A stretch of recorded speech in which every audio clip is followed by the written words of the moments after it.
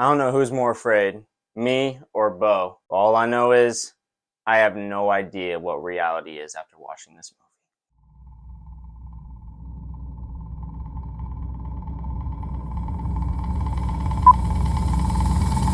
Hey, what's going on, everybody? It's not your average Josh back here for a very interesting movie review today. It is the new Ari Aster film, written and directed by Ari Aster. Beau is Afraid, starring Joaquin Phoenix.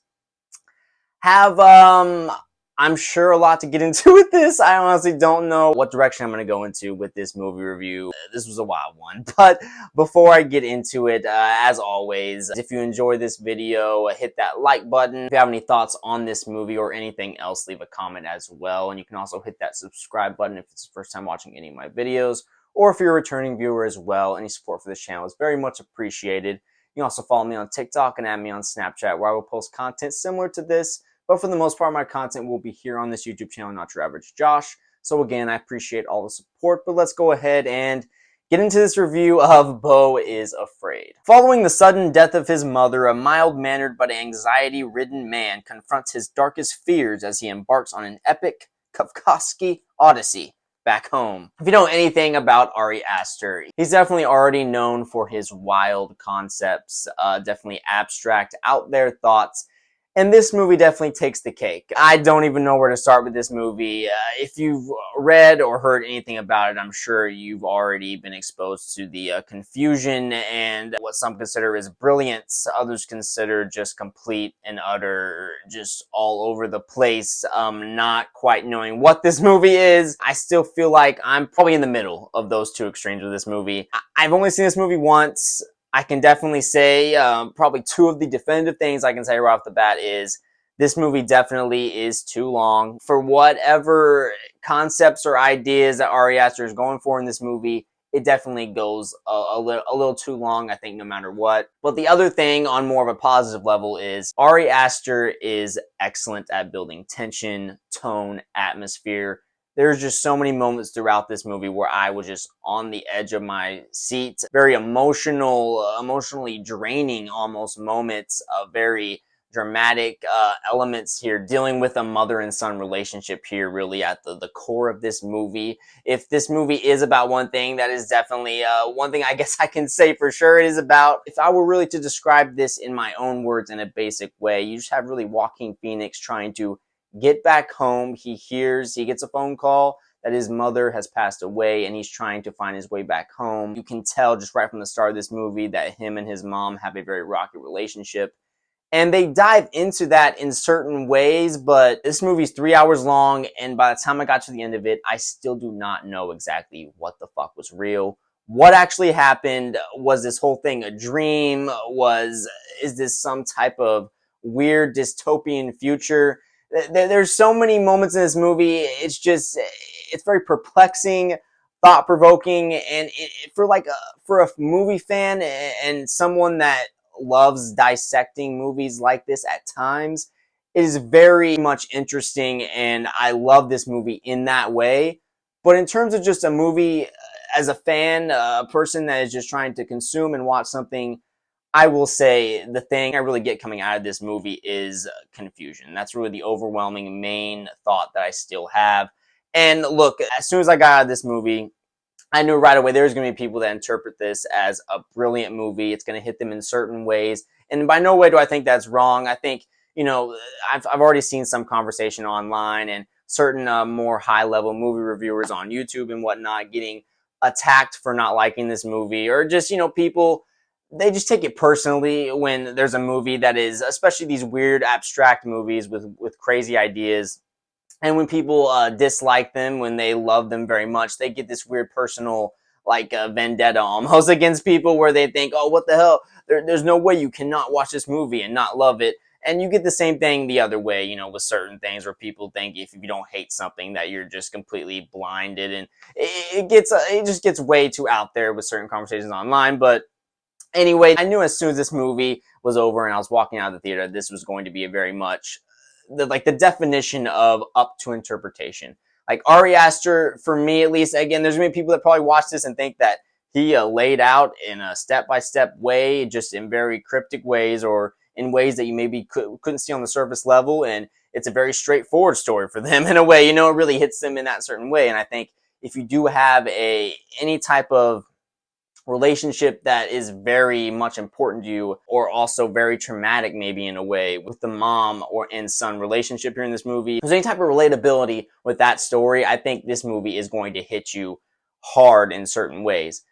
But there's just so many moments through this movie that I just don't know what is going on. Like, it seems like Ari just had so many ideas he was throwing at the screen here, and it just, to me, honestly felt like the screenplay overall was very messy. I just didn't get a lot of what he was going for here. Like, there'd be ideas within certain scenes or different sequences that, okay, I get what he's going for here with, again, the tone and the atmosphere. He was really had a nice grip on that.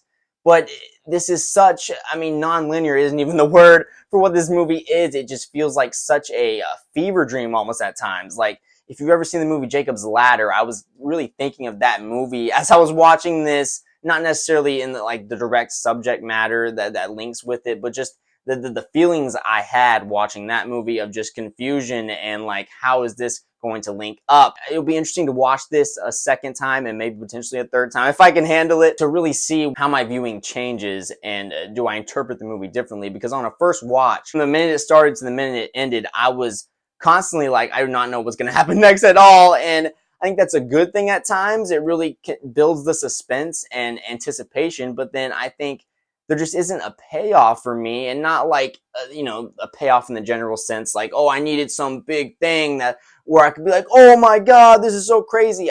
It didn't have to be anything like that. Just a payoff in the sense of a conclusion. Like, I didn't feel like there was an answer, and it all just felt like I was walking through an art gallery and there was this beautiful painting that was just so beautiful, but it's just all over the place, and I don't quite understand it. That's what this movie kind of was. Like, there were so many beautiful moments within the filmmaking. This is a very beautiful looking movie, and on a technical level, but just in terms of the story, again, the screenplay, the script overall, I didn't quite connect certain sequences with others. There was this whole animated sequence that I think even in the credits it says was actually directed by a whole nother person, that happens in this movie, and it's a whole huge sequence where you're almost watching a story take place. And I think I understand what they were going for in this specific sequence, but in the end it felt very inconsequential, and I think a lot of the movie feels that way because there's just so much vagueness and, again, just left up to interpretation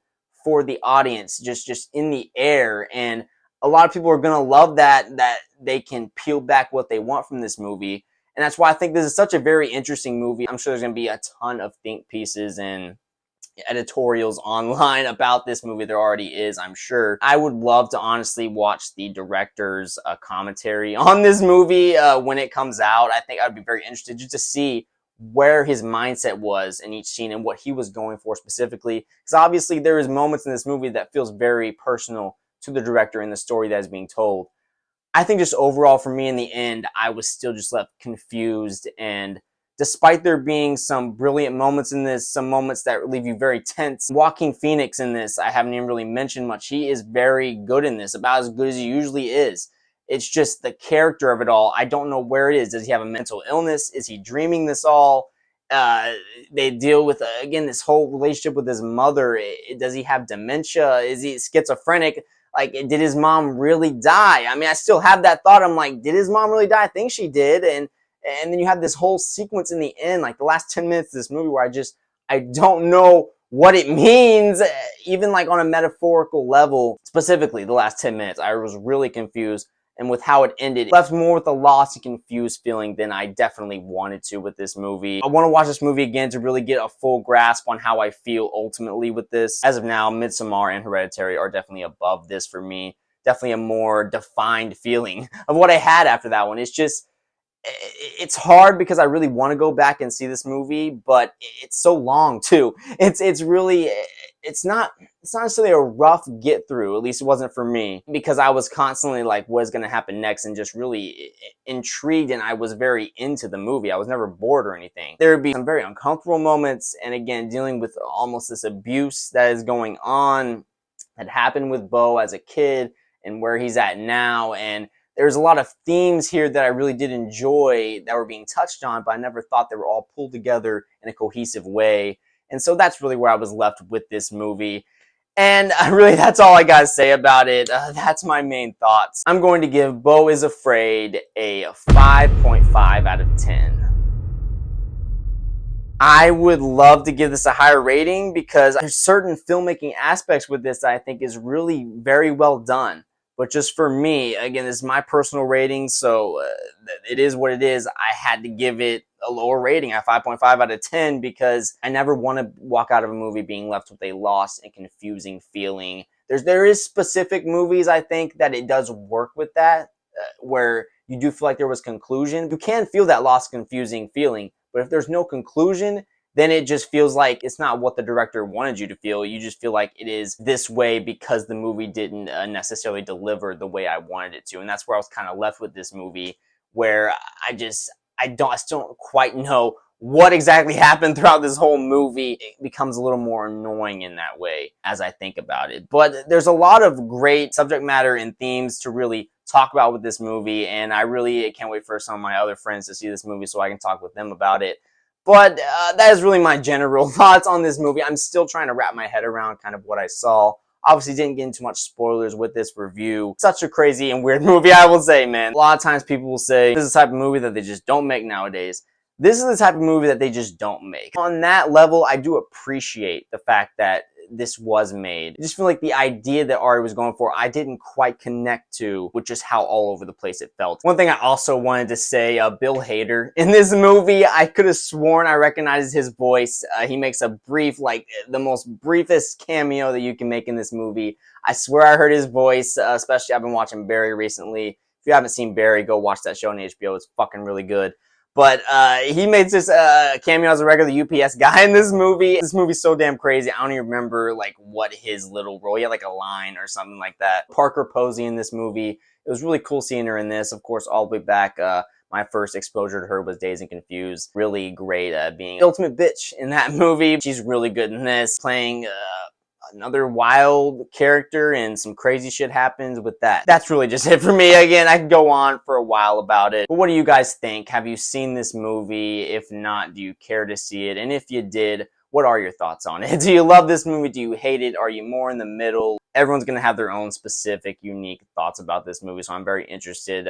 Leave a comment down below if you have a thought. Also, hit that like button if you did enjoy this video, and if this is your first time watching any of my videos, hit that subscribe button as well, or if you're a returning viewer, any support is very much appreciated for this channel. You can also follow me on TikTok and add me on Snapchat, where I will post content similar to this, but for the most part, my content will be here on this YouTube channel, Not Your Average Josh. Look for more videos very soon, and I will talk to you guys later.